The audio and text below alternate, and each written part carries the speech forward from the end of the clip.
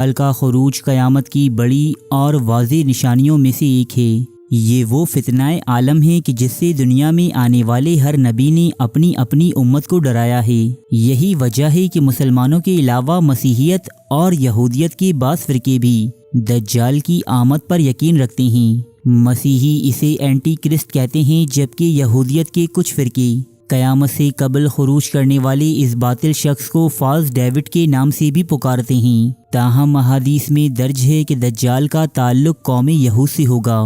یہ لوگ اپنے انبیاء علیہم السلام کی تعلیمات کو نظر انداز کرتے ہوئے دجال کو اپنا نجات دہندہ تصور کریں گے اور اس کا ساتھ دیں گے۔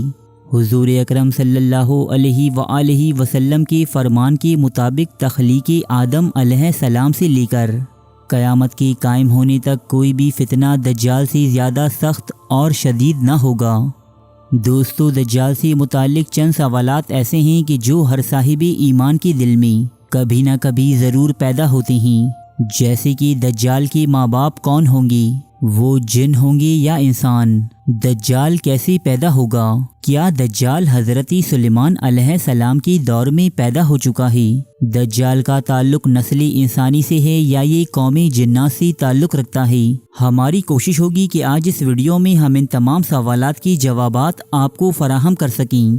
تو آئیے شروعات کرتے ہیں اپنی اس معلوماتی ویڈیو کی۔ مشکات المصابیح میں بیان ہوئی ایک ضعیف حدیث کے مطابق حضرت ابو بکر صدیق رضی اللہ تعالی عنہ یہ روایت فرماتے ہیں کہ دجال کے والدین 30 سال تک بے اولاد رہیں گے اور ان کے ہاں کوئی بچہ پیدا نہیں ہوگا۔ پھر ان کے ہاں ایک ایسا لڑکا پیدا ہوگا جو کانا، بڑے بڑے دانتوں والا اور بہت ہی کم منافع پہنچانے والا ہوگا۔ اس کی آنکھیں سوئیں گی لیکن اس کا دل نہیں سوئے گا، یعنی وہ ہمیشہ ایک بے چینی اور اضطراب میں مبتلا رہے گا۔ پھر حضور اکرم صلی اللہ علیہ وآلہ وسلم نے دجال کے والدین کے متعلق ہمیں بتایا۔ حضور نے فرمایا کہ دجال کا والد طویل القامت اور پتلا ہوگا جس کی ناک لمبی ہوگی، جبکہ اس کی والدہ موٹی اور لمبے ہاتھوں والی ہوگی۔ ترمذی حدیث نمبر 2248۔ تاہم یہ روایت اس کی اسناد کے باعث ضعیف قرار دی جاتی ہے۔ عالم اسلام میں گزری ایک معتبر شخصیت امام البرزنجی اپنی ایک تصنیف میں یہ تحریر کرتے ہیں کہ دجال کا تعلق بحر الکاہل میں موجود جزیرے جاوا سے ہے۔ یہ اور اس کے اہل خانہ شامنزم نامی مذہب کے پیروکار تھے۔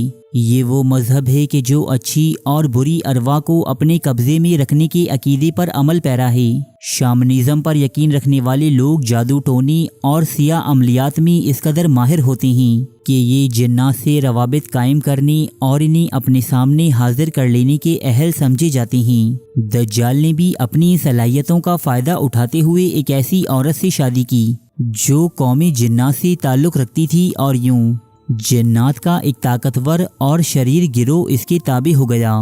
دجال اپنے خروج کے بعد اپنے ماتحت جنات کی مدد سے لوگوں کو گمراہیوں اور شرک میں مبتلا کرے گا۔ امام البرزنجی مزید تحریر فرماتے ہیں کہ حضرت سلیمان علیہ السلام نے اپنے دور حکومت میں بہت سے سرکش جنات کو قید کیا تھا۔ ان جنات میں دجال کی بیوی اور اس کے اہل خانہ بھی شامل تھے۔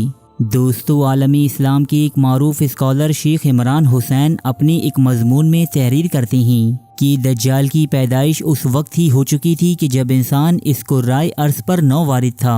ان کا کہنا ہے کہ دجال انسان، جانور اور جنات کی باہم ملاپ سے وجود میں آنے والی ایک مخلوق ہے۔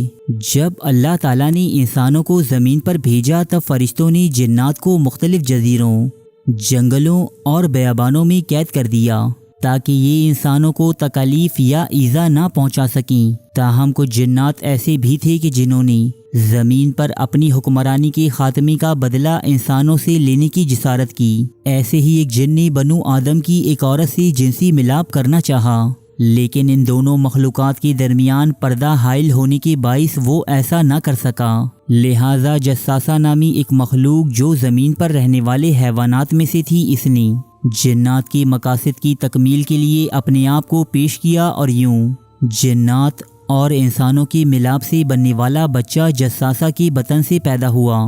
اس آرٹیکل کے مطابق ان 3 مخلوقات کے ملاپ سے پیدا ہونے والا یہ بچہ ہی دجال تھا، جسے فرشتوں نے ایک نامعلوم جزیرے پر قید کر رکھا ہے اور وہ ایک وقت مقررہ پر زمین میں خروج کرے گا۔ جساسہ آج بھی دجال کے لیے جاسوسی کے فرائض انجام دیتی ہے۔ دوستو، پیچھے بیان ہوئے ان واقعات اور مضامین میں کس قدر سچائی ہے اور کس قدر فسانہ، یہ بات اللہ تعالیٰ کی ذات ہی بہتر جانتی ہے۔ تاہم دجال کے ایک نامعلوم جزیرے میں قید ہونے کی تصدیق صحیح مسلم کی حدیث 7386 کے ذریعے ہو جاتی ہے۔ مذکورہ حدیث کے مطابق تمیم الداری نامی ایک شخص حضور اکرم صلی اللہ علیہ وآلہ وسلم کی خدمت میں حاضر ہوئی۔ تمیم الداری نے بیان کیا کہ میں اور میرے 30 ساتھی سمندر میں ایک بہت بڑی کشتی میں محو سفر تھی کہ ہمیں ایک سمندری طوفان نے آ لیا۔ جب یہ طوفان تھما تو ہمیں مغرب میں ایک جزیرہ نظر آیا۔ میں اور میرے ساتھی اس جزیرے پر لنگر انداز ہوئی۔ یہاں ہماری نظر ایک عجیب و غریب مخلوق پر پڑی جس کے جسم پر بال ہی بال تھے۔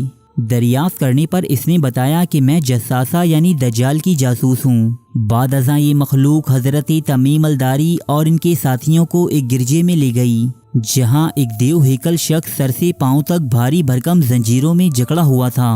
زنجیروں میں قید اس شخص نے حضرت تمیم داری سے بیرونی دنیا سے متعلق چند سوالات کیے اور انہیں بتایا کہ وہی دجال ہے جو عنقریب دنیا میں خروج کرے گا اور ایک فتنہ عظیم برپا کر دے گا۔